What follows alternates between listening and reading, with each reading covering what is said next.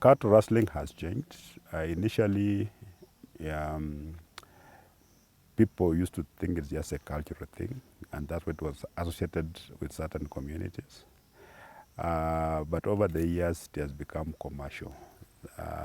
The people who fund the cattle rustlers basically even operate from urban areas, from Nakuru, from Nairobi. They give them money, they facilitate the acquisition of firearms.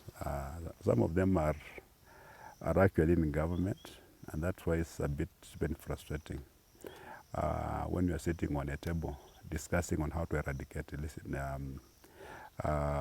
cattle rustling, and the people you are sitting with, some of them are the ones that are promoting some of these activities.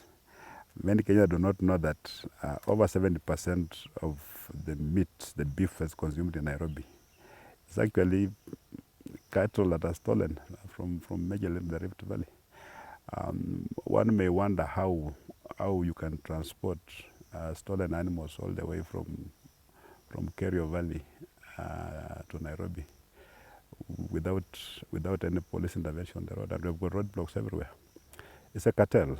It's mafia-like. Everybody's on the track. So before they move animals from West Pokot and take them to Nairobi, they know who's on the road. You can make as much noise as you want, but the animals will go to Nairobi.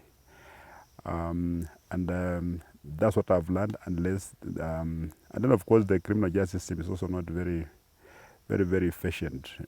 You can arrest somebody, but because they have got money, they'll hire the best lawyers. Some of those cases even never go to court because everybody is compromised. So that's what I'm saying. For the national government, there's a lot of inhibitions. You want to do something, like we planned to do an operation in the Rift Valley, serious ones. And we planned, to the last day, we were saying we're going to mop up all the illicit firearms. But when the actual date is supposed to start this program, this operation, everybody keeps quiet. There's no money, there's nothing. I know you're not telling anybody to give you allowance, you're saying give us fuel, just fuel these vehicles. The policemen are ready, and then you are told no. I remember when we were carrying out an operation in the Laikipia Nature Conservancy. It reached a point where, for me, actually I told the president that given the terrain of this place, our officers are sitting ducks and they are being killed. It was very difficult for officers to move on foot or in the vehicles, because these guys are in ambushes all over the place. And we agreed that we are going to shell this place. Actually, the military was put in and given 10 days to ensure that place is shelled. All those hideouts for criminals are destroyed. And surprisingly, you'd see, you tell guys that these guys are hiding here, and then they'll come and shell this other place. Then you wonder what's going on. You are there, and then you hear an IG saying that we've gone to that place, we've shelled that place, and the place is now safe. The following day, his own officers are being killed. So for cattle rustling, illicit firearms is a very, very complicated story. And unless people have been given the mandate to address this problem, shun conflict of interest, they get out of this and focus. Because a time will come when this menace will get out of control. As we're speaking now, criminals are taking on police officers in broad daylight, and they'll fight with police officers, and police officers will actually run away. This is something that I've seen. Now, what's going to happen next? We had solution to this, but are we given the support? The support was only at the topmost level in government. But at the operational level, where people are now supposed to come down and say, let us do this, it was not there completely. So that is the situation with cattle rustling. The same thing with illicit firearms.